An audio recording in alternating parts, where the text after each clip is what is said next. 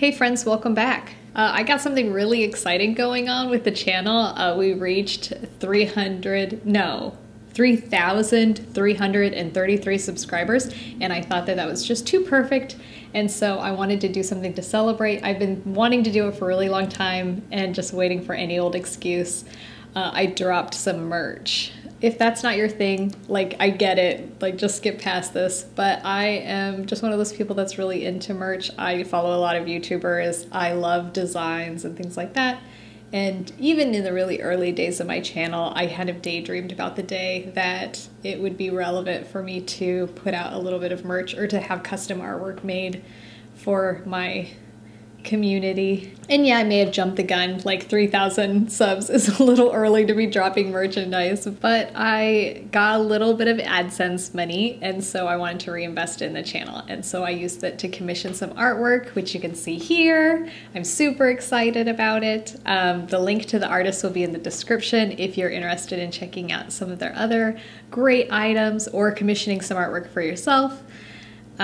And right now it's just on a mass-produced shirt through Bonfire because I just can't beat the price that they're able to do because it's mass-produced. And they handle everything, and they handle the shipping, and it was just a really sweet and easy deal. If I did the printing myself, it would just have to be so much more expensive because I'm not a huge company, so I can't buy in bulk like they can. So what I decided to do, because there was because there was more than a few people who answered the survey and said that they would prefer if I did hand-done, more sustainably sourced merchandise, and I totally get that. And so I thought, well, why not do both? So that way we can offer, you know, if you want to do this shirt at a lower price point, you can get it through Bonfire, linked below.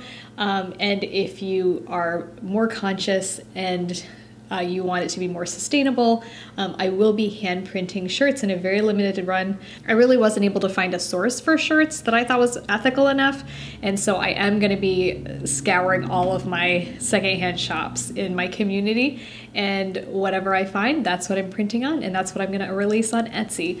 I wanted to have that done by the end of the month, but you know, things get crazy, so I'm working really hard at it. Hopefully I'll be able to start printing maybe next week. Anyway, that's that. Sorry to bore you with the business parts, but like I said, this is a huge deal for me. I've been looking forward to it for a long time, and I'm super excited that it's happening. This is going to be a limited design, so I think the first lot of shirts will be shipped out from Bonfire at the end of the week. I might do a second run, but we're not gonna leave that up. Like, it's just gonna be just a fall thing, and then if I do it again in the future, it'll just be a different design. So if you like this design, get it on this run.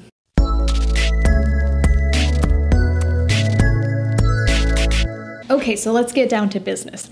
Welcome back to my channel. If you're new here, you thought that whole shirt conversation was really awkward, but I do want to preface for you, if you still are here and you didn't leave, we do atheist witchcraft here on this channel. That is specifically witchcraft for me that is void of all supernatural belief. So what does that leave if you take out everything supernatural? It's a lot of self-care with the open label placebo effect and a lot of razzle dazzle. And the purpose is to make my life a little better if possible. So a question I get a lot is, what does my witchcraft look like? And often I forget how to use language when people ask me that question because it's kind of hard to describe and it's extremely personal. And you might feel the same way when somebody asks about your craft. It might change often. You might be still experimenting a lot, and it can be really difficult to explain. So let's specifically think about what it is that I've been doing. I've been using shadow work to sort of remove myself when reflecting on my experiences, and that way I can really critically look at my emotions, and then I can maybe change my perspectives, my relationships, and just get better control over my life in that way. It really helps me to manage my behavior if I can use shadow work as a mechanism to sort of reflect on things that might be causing issues for me that aren't really on the surface. And that maybe are more complex than I realized. Glamour magic was a real game changer for me early on in my practice. I was a very awkward late bloomer, and I've always had a lot of bad emotions surrounding my appearance and just my meat suit that I walk around the earth in.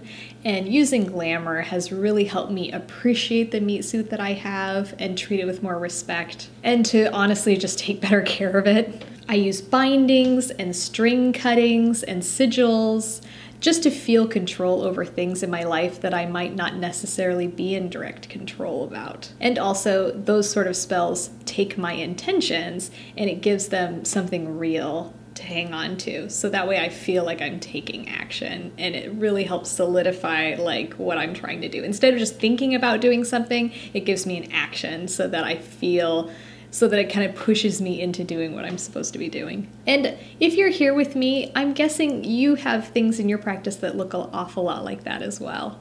And you may be thinking, well, that sounds an awful lot like, spell work sounds awful lot like work that I might do with a therapist.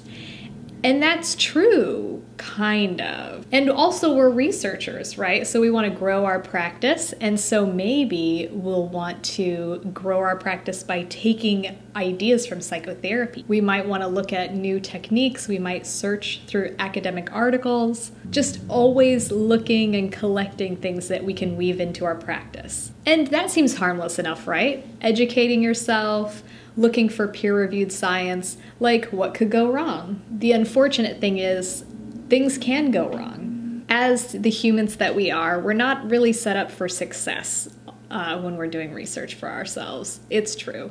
Confirmation bias can be a big part of that, especially if you're designing something for your specific practice. And so you might look through these publications, articles, and information about psychotherapy, and you might see what you think you want to see, and then you're just going to cherry pick that out.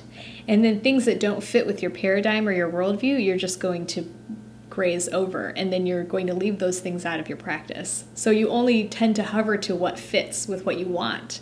And we know that sometimes just like accepting the information that you want and leaving the rest out can be a recipe for disaster. It also makes it easy to fall for bad sources.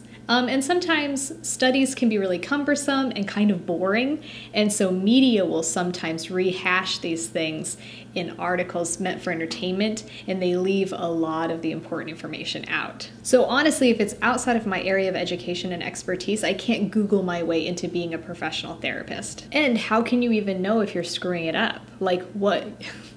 You don't know what you don't know, right? Like this is the Dunning-Kruger effect, where the less you know about something, the more confident you'll be about the knowledge that you do have. If you're someone that accesses therapy regularly, then you might be thinking, why would somebody administer therapy onto themselves? Like, why would they not just go talk to their therapist? And if you're in the United States or other areas of the world where therapy is not readily accessible, then you know why. If you are not familiar with the healthcare system in the United States, let me give you like a quick rundown. One session of therapy for me will cost me about $110. And that's for a visit that runs about like 30 minutes. And that's if you can even find a psychiatrist, therapist, psychologist in your area, because there are nationwide shortages right now.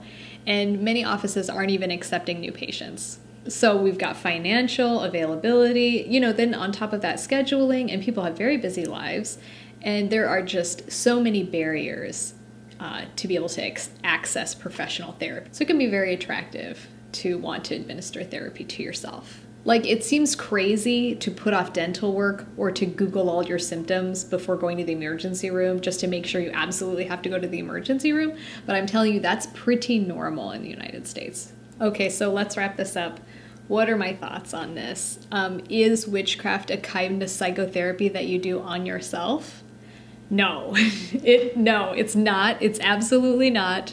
No. Psychotherapy is something done by professionals to patients, but used alongside like science-based like practice, like best practice.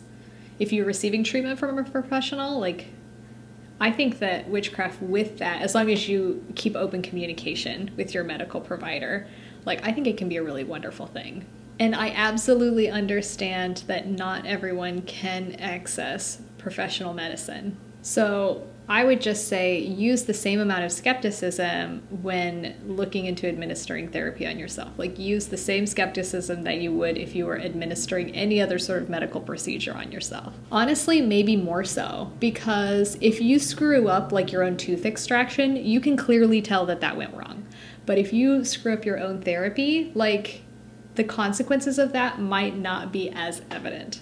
Yeah, you know what I'm saying? So, like, there are elements from psychotherapy that could be used in your craft. Be very, very careful. It's not a replacement for psychotherapy. And just, you know, take care out there, lovelies. Like, be safe. That's all I'm asking. Like, I just don't want us to be so cavalier about the fact that we think that our witchcraft is psychotherapy, because it's not. That's just been on my mind for a while, and I've been meaning to get this video out for over a week. So thank you for letting me sit down and get that off my chest. What do you think? What kind of self-care things do you do in your practice? I'm wondering what other kind of pitfalls we might fall into when we get overconfident about the things that our witchcraft can do for us. And I think that there are lots of pitfalls when we get a little overly confident about how our witchcraft can help us. And I'm gonna make a few more videos on that topic, I think. Anyway, it's a wonderful fall day, so I'm gonna go out there, maybe go for a walk and enjoy it. And I hope you have a wonderful day too. Until next time, bye-bye.